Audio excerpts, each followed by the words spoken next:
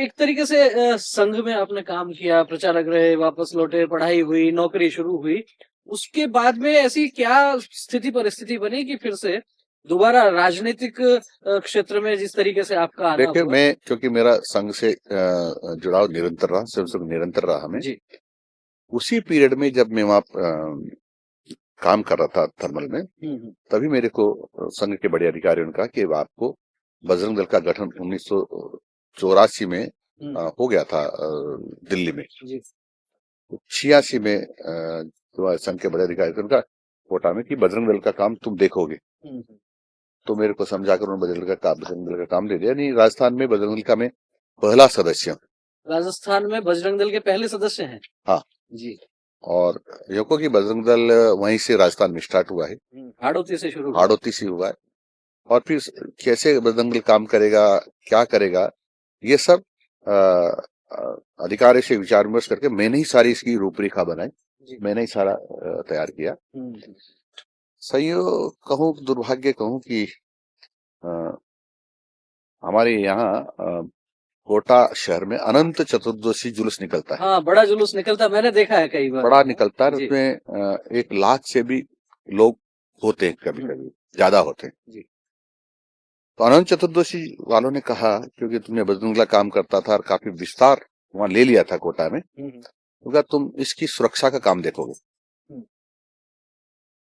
मैंने ठीक है। तो जो ही अखबार में आया दूसरे दिन की अनंत चतुर्दशी जुलूस की सुरक्षा का काम मदन दिलावर देखेंगे, तो तत्कालीन एसपी ने मेरे को बुलाया। तो मैं नहीं गया। फिर उन्होंने एक एडिशनल एसपी भेजे, तो आपको एसपी साहब बुलाते हैं।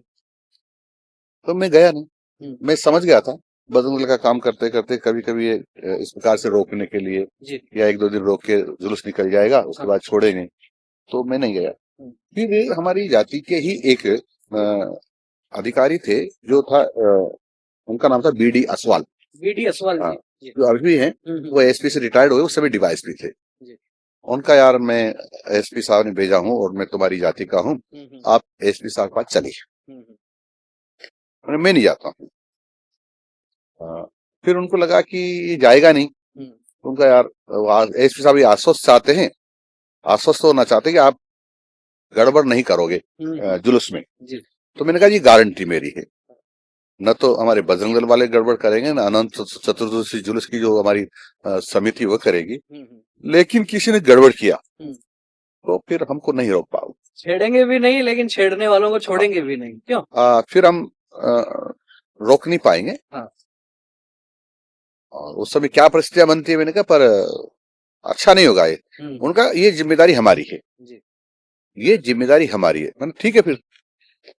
फिर उन्होंने दोहरा एसपी साहब, मैंने एसपी साहब का तो नहीं जाऊंगा मैं। वो कहके चले गए।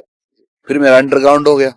मुझे पता चला कि ज्यादा फोर्स लेकर के शायद उठा के ले जाएंगे तो क्या करेंगे। तो अनंत चतुर्दशी जिस दिन निकला, उस दिन वहां के मुस्लिम बाहुल्य क्षेत्र, जिसको हम घंटाघर कहते हैं कोटा में, घंटाघर, वहां से जुलूस निकला। तो उस समय राम जन्मभूमि का आंदोलन भी चल रहा था। ये 89 की बात है। 1 रुपया दे दे भैया रामशिला के नाम पर। 1 रुपया दे दे भैया रामशिला के नाम पर। हाँ, 1.25 रुपया होगा, 1 रुपया होगा। 1 रुपया दे दे भैया रामशिला के नाम पर। तो उसी समय ऊपर से छतों से लकड़ी के बड़े बड़े टुकड़े आए, फिर पत्थर आए, फिर बम फेंके। बम भी फेंके गए? Petrol bomb? नहीं नहीं, ऐसे गोल गोल थे वो, थे। अच्छा। फिर उसके बाद उन्होंने गोलियां चलाई। तो कुछ लोग उस जुलूस के उसमें मर गए। अच्छा। यानी हत्या हो गई। भगदड़ मच गई जोर से। इतनी भगदड़ मची कि वहां बचा ही नहीं कोई, 2-5 लोग बचे। अच्छा। मैं भी वहीं बचा। तो मैं सब भागेंगे तो ठीक नहीं, हम जीना मरना ही है कि जितने लोग मर गए तो अब देखेंगे क्या होता है। एक एडिशनल एसपी थे उस समय, ज्ञानचंद गुप्ता जी। तो वहां थे वो, फोर्स भी में भी भगदड़ मच गई, पुलिस का ज्यादा नहीं थी। वो एक गुमटी में जाके छुप गए। अच्छा। मैंने उनको कहा तुम गोलियां चलाने की परमिशन दो इनको। आरएसी वालों को हमने कहा तो भैया हमको तो कोई परमिशन देगा जब तो उनको हम गिरबान पकड़ के बाहर निकाल के लाए। तो उनको लगा कि 4 लोग मर गए तो ये कहीं हम हमको मार नहीं दे, क्योंकि हम 8-10 लोग इकट्ठे हो गए थे फिर सब। तो उन्होंने फिर गोलियां चलाने की परमिशन दी। फिर जो हमलावर थे वो पीछे थे।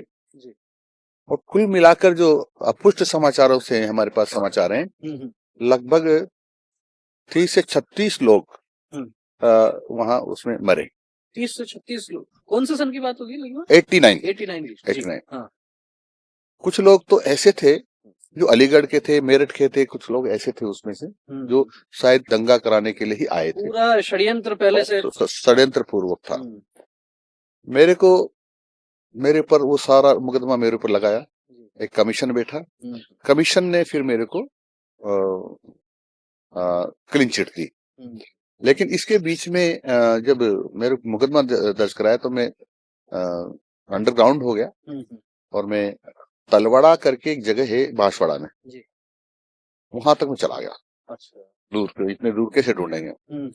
तो वहां एक मेरी सहपाठी थी जो राखीबंद बहन भी थी, उसके पति डॉक्टर थे वहां। तो वहां जाकर मैंने ऐसा कहा, तो फिर वहां के जंगलों में कुछ दिन में रहा। उसी पीरियड में मेरी हाई कोर्ट से अग्रिम जमानत हो गई। अच्छा। अग्रिम जमानत हो गई तो मैं आ गया। आने के बाद एक बजरंग दल के कार्यकर्ता को 2-3 बार थाने में बिठा लिया था, कुनियाड़ी थाने में। तो मैं थाने के भाई इसको क्यों बिठाया? बोला तुम भी बैठ जाओ। अच्छा। मैंने मेरे ऊपर आरोप क्या है? मेरी जमानत हो गई। बोला एक मुकदमा है तुम्हारे ऊपर, कोई नारे लगाएंगे हमने कि हिंदुस्तान हिंदुओं का होगा, भारत मेरी रहना होगा, तो वंदे मातरम कहना होगा। उसी पर उन्होंने 153 में मेरे को मुकदमा दर्ज करके और मेरे को गिरफ्तारी दर्शा दी। मेरे को जेल में डाल दिया। हमारे संगठन के लोगों ने कहा जी कि अब इसकी जमानत नहीं कराएंगे और बिना जमानत के इसको छुड़ाएंगे। 19 दिन जेल में रहा मैं। क्या उसी समय वो नारे लगे थे कि जेल के ताले टूटेंगे, मदन दिलावर छूटेंगे? मैं जब जेल में था तो दाऊदयाल जी जोशी उस समय सांसद थे और 3 दिन तक कोटा शहर बंद रहा और जगह जगह जुलूस निकले, बड़े बड़े जुलूस निकले कि जेल के ताले टूटेंगे, मदन दिलावर छूटेंगे। दाऊदयाल जी जोशी के नेतृत्व में बड़ा जुलूस निकला। उसमें फिर बम फेंका किसी ने। एक हमारे सुरेश मेहरा के मेरे मित्र हैं, उनका भाई था, वो उसमें एक्सपायर हो गया बम फेंकने में। दाऊदयाल जी के ऊपर बम फेंका था, लेकिन वो उसके नहीं लगा, उनके लगा तो वो वहां मर गया। खैर मैं तो उस समय अंदर जेल में था। फिर उसके बाद संगठन ने निर्णय किया कि इनको जमानत करा लेते, मैं जमानत से बाहर आ गया।